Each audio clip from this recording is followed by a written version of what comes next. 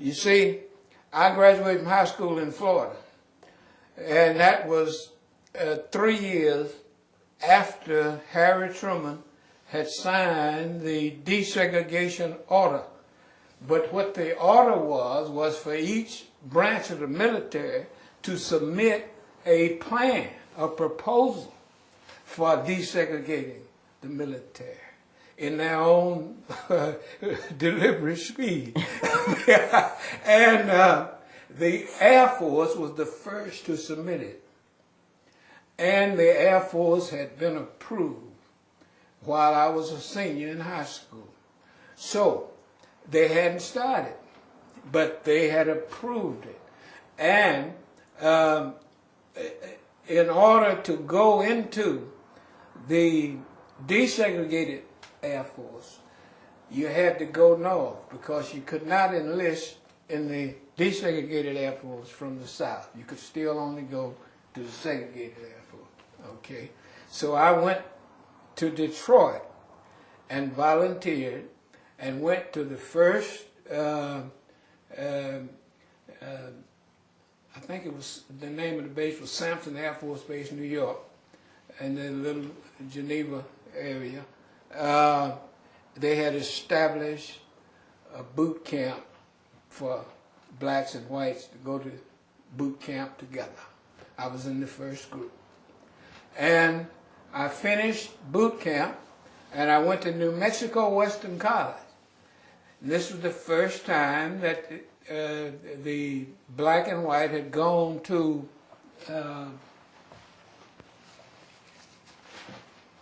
boot camp, to technical training school together in the Air Force. I was going to ask you, you mentioned the boot camp in New York, right. In the New York area. Was that your first extended exposure to white people? Living around them, being around them every day as an equal, that kind of thing? Oh yes, because you see, not only Mississippi, but Florida was as segregated as Mississippi. My first assignment was to Topeka Air Force Base, Kansas. And that, I'm sure, had a great impact because that was 1951, just at the beginning of the, the Brown decision. The Browns were from Topeka. I knew the Browns. You knew them? Oh, yes. Huh. You could not know anybody in 33 years in Topeka. Nobody black. Blacks could only go to the skating rink once a week. On Tuesday. Yeah, I guess that makes sense, doesn't it? Right. You would know them, yeah. Absolutely.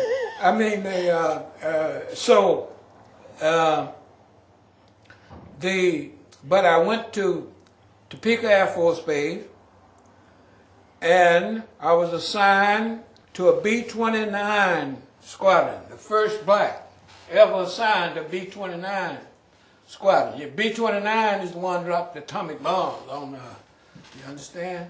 It was the plane. It was equivalent to, I don't know what now. It was the thing. So, when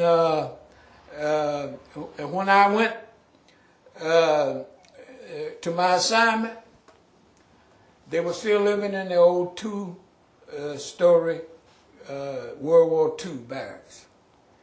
And they assigned me to a room on the second floor.